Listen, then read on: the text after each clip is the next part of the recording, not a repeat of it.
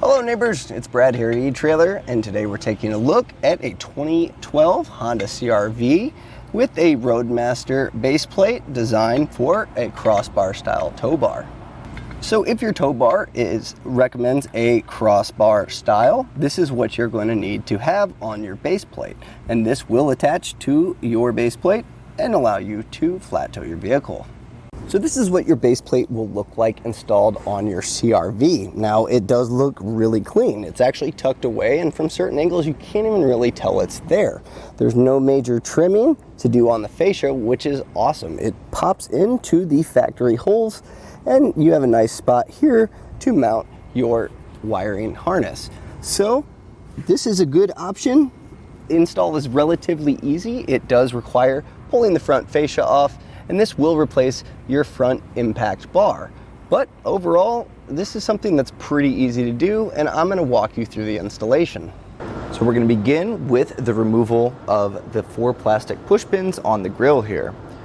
So if you have a trim panel removal tool, they work great. Sometimes to initiate that first initial pop, I take a small flathead, kind of just pry that up, and then this will yank these up.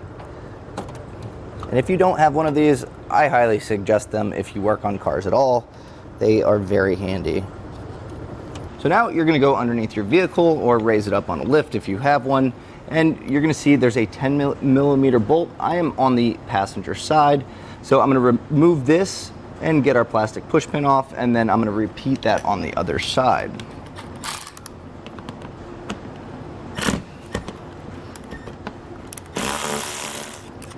I do recommend having a bucket or a cup or something to put your extra hardware in, because losing track of it could really cause some headache later on. I actually have an old muffin tin that I'm using to separate them all.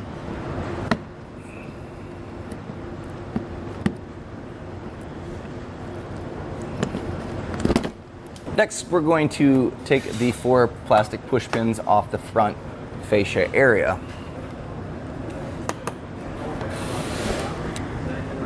So now on the inside of the front fender, you're gonna see there's a Phillips head screw as well as 2 plastic push pins on the inside going up. Now, if you're having a hard time accessing these, you can actually turn your steering wheel in, and that's gonna open that up. If not, I do have a small Phillips. A stubby might be able to get in there.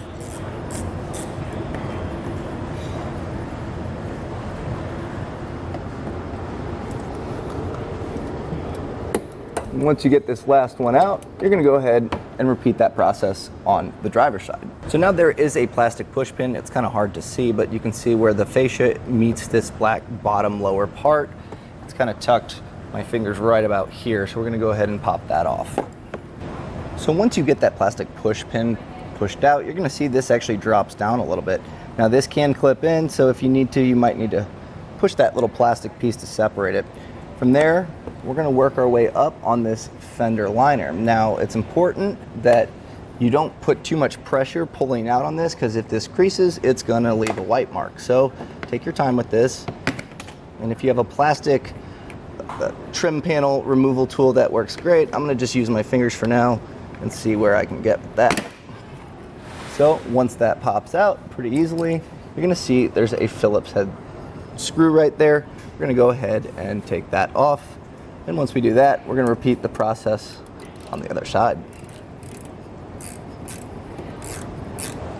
So we're gonna remove our front grille here. Now there's clips near the headlights, and then there's also ones on the bottom.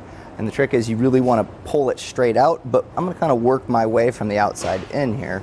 So I got that one out. I'll get this other outside one popped off.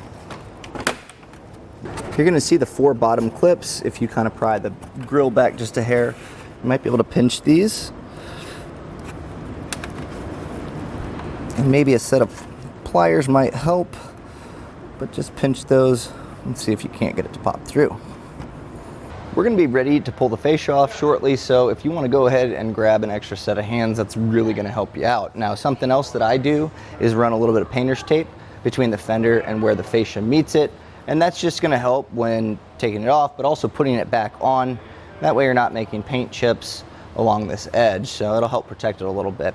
So grab your extra set of hands, and you're gonna have one person on each side of the fascia, and you're gonna start popping it from the side. Should be fairly easy, but again, take your time. These plastic clips can be troublesome at times. And then as you work your way, go ahead and do the other side. Now you can work your way from the outside, but before you get to the middle, you're gonna see these yellow clips here, and I think a little flathead screwdriver pushing that tab down is gonna help separate that. Just like that. Again, work your way towards the middle and just take your time. Now before we completely remove the front fascia, we need to unplug the fog lamps. So go ahead and push the button on that clip and separate that.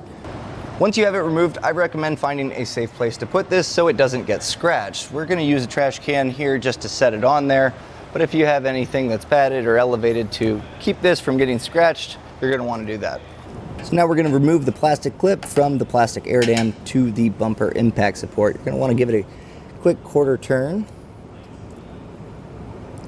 And then from there, we should be able to pull that up and the clip comes out. You have one of them on the driver's side, and the passenger side will have another one on the bottom. So you're gonna see on the driver's side, there is a temperature sensor here. We're gonna go ahead and unplug that, just like that. And we will be removing this later, so let's go ahead and we can actually pry these little clips off, leaving this wire loose here.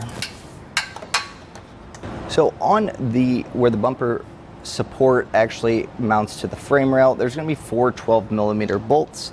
So you're going to want to go ahead and loosen those up and remove them.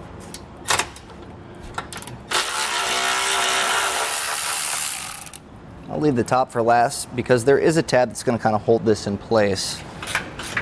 And that's a tight spot, so you may need to grab a 12mm wrench.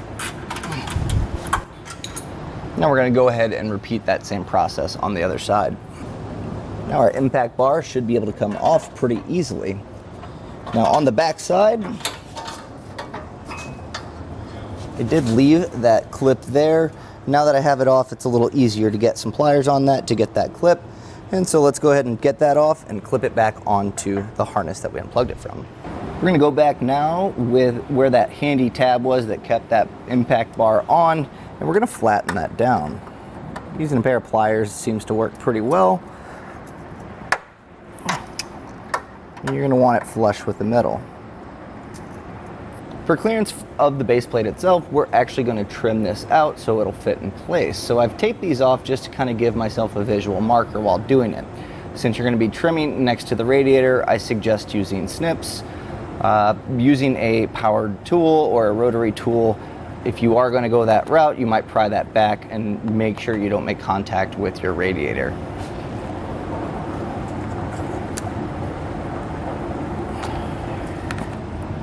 And once you have your passenger side trimmed, you're going to want to go ahead and repeat on the other side. Now the markings are different, so take a look at your instruction manual for the actual clearances.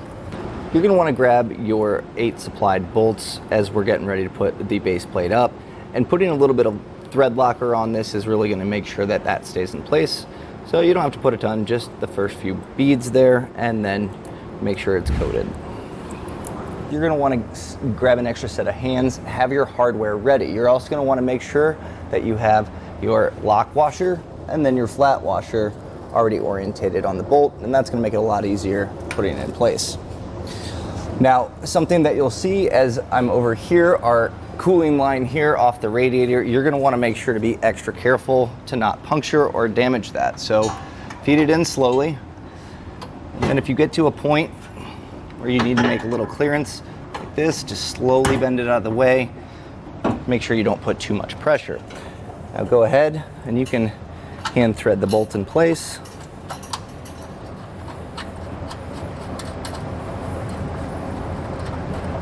And you can go ahead and do that for the remaining bolts on both sides.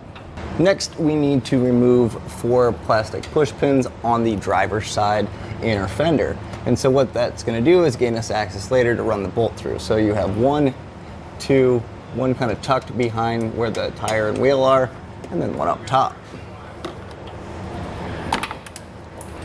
With our plastic liner kind of pulled back, I didn't have to remove it all the way. We're just trying to gain access here. And you're going to see this ground bolt here with the wires attached, and that's going to be a 10 millimeter, and we're going to go ahead and loosen that up.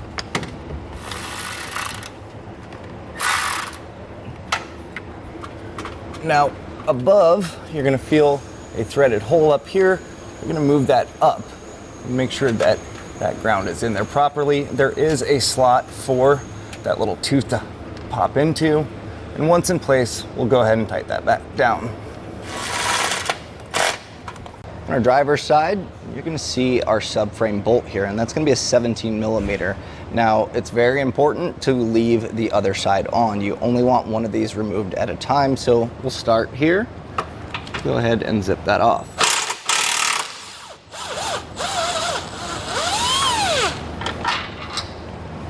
So now we're going to be drilling a hole through this bottom bracket, and to make sure that it's all kind of aligned properly before making that hole, I'm going to go and tighten these up. Now, we are going to torque them down to torque specifications later on, so no need to really crank them down, but that's going to kind of cinch this up against the frame, allowing us to have a spot-on marking for our drilling.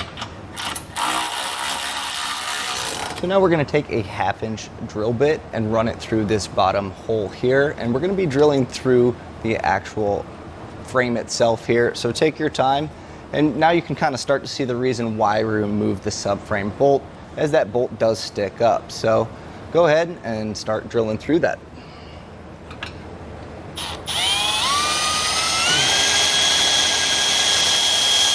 So in order for our base plate bolt to feed through, putting the subframe bolt back in, I was able to see that there were threads exposed, which are going to stop that bolt from being able to go through. So we are going to have to cut the top portion off, and measuring it, kind of eyeballing, puts us about right here where I'm going to cut that off. So let's go ahead and zip that.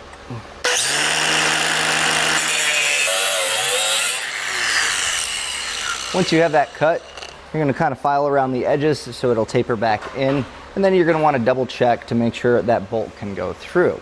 Now we should be able to feed our new hardware in. So with a little thread lock on the end, you're going to place the bolt through. And then on the back side, you're going to have the flat washer that's included in the kit, lock washer, and then the nut, and you'll feed those on accordingly.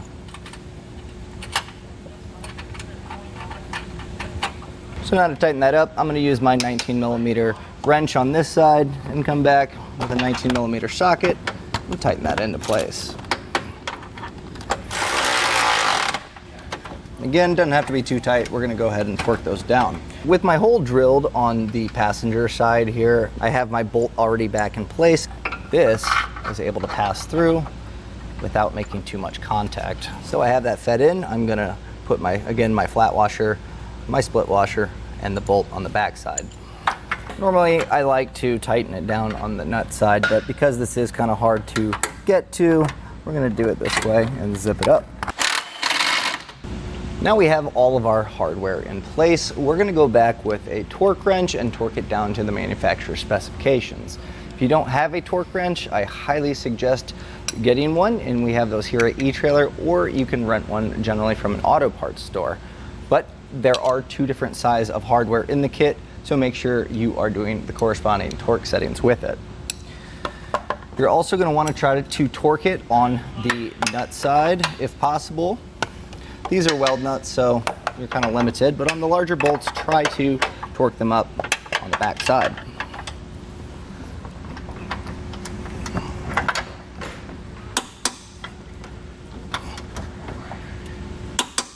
To get your torque wrench in smaller spots, as you can see, this plastic here is going to be in the way. I actually have a crow's feet, and you can attach that in, and that's going to be nice to get you into that tight spot. So we have everything torqued down. Now you're going to remember that this temperature sensor here that was on the bumper support needs to be attached, and so we're going to put it in this spot right here. And if that doesn't want to clip in, you can wrap just maybe a zip tie around that just to make sure it doesn't fall down. So now that we have everything put together, our base plate is officially installed. Now, normally at this point, if you're done with just a base plate install, you would trim your front fascia and get it back on in the reverse steps of taking it off. But we are going to be installing a wiring kit as well as a braking kit. So it's going to make it a lot easier if you leave the fascia off if you are planning to do those steps. So now that we have all our components in place, I have our braking system. You're going to see this hanging down. I'm going to leave it kind of hanging down here so we can feed it through the actual bumper. Now, I did a mock-up before putting this on just to make sure everything's open. So as we put this on, we do have our fog light. Make sure that gets plugged in. I'm going to pass my components through here as I put the fascia on. Now, you're going to want an extra set of hands for this. That way you're not dropping your bumper. So I'm going to put it back in the reverse way that we took it off, and that's going to be working from the inside of the bumper and kind of work our way and pop it in place. Make sure that we get into our clips, and that way it holds it. All of our fasteners are going to go back in place in the reverse order that we took them off. So this is when it really comes crucial to making sure that you kept your parts organized when taking it all apart. So now with our fascia back in place, that's going to conclude the install. So now we can put on our tow bar and hit the road. And that was a look at the Roadmaster base plate for the Roadmaster Crossbar-Style tow bars.